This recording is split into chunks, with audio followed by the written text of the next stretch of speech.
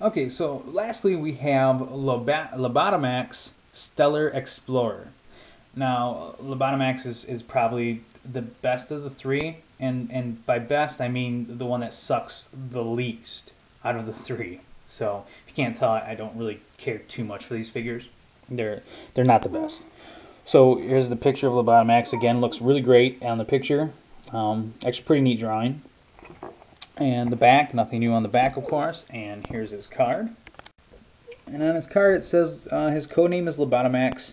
He's a stellar explorer. His birthplace is Morris Sector 5, planet Zog. Primary military specialty is bounty hunter, and his secondary is alien annihilator. And it says, a friend to no one, Lobotomax hates humanoids and fellow lunartix aliens alike. Proud of his bounty hunter reputation, he is known throughout the cosmos as one of the most unmerciful creatures ever hatched. His monstrous tail can disable enemies in one powerful whack. Seldom does prey escape a bite from his venomous fangs. Unfortunately for him, his intelligence is extremely limited, due to the loss of brain tissue suffered when the top of his skull was sliced off during a laser saber duel with Predacon. That's actually kind of interesting. So I guess his card is probably the best of the three as well. So, all right. So here's Lobotomax. Now he came with a pretty yellow tree. Yay! Great color there, Hasbro. Good job. So then we go on to the figure. Actually, he's, as far as his details go and the way he looks, he's actually probably the best looking of the three in my opinion.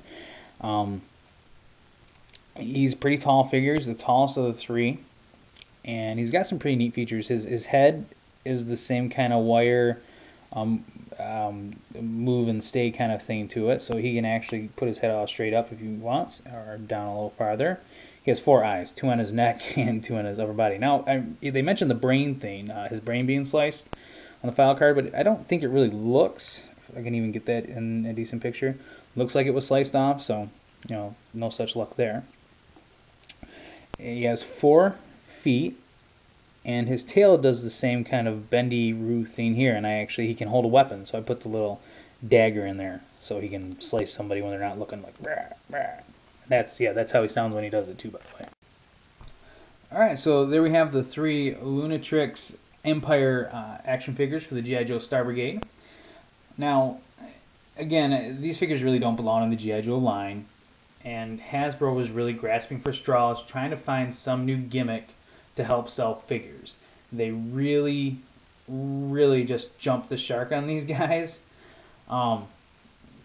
You know, one thing I want to say though is that had these figures been part of their own line, not G.I. Joe line, but a whole new separate line of toys, they might actually be kind of neat. But because they're G.I. Joe and because they have the G.I. Joe name and logo on them, it really just kills it. Now, for collecting reasons, if you want to get these figures, you can get them on the cheap. I guarantee I didn't pay any more than $5 for each one of these figures, if that, because I believe I got 2 of them for $5. So if you want to get them, you can get them really cheap. My suggestion is if you need other things, get the other things first, because these are going to stick around for a long time. Collectors are going to be trying to get rid of these. So I mean, these will not go up in price anytime soon. So there you have it, and now you know, and knowing's half the battle.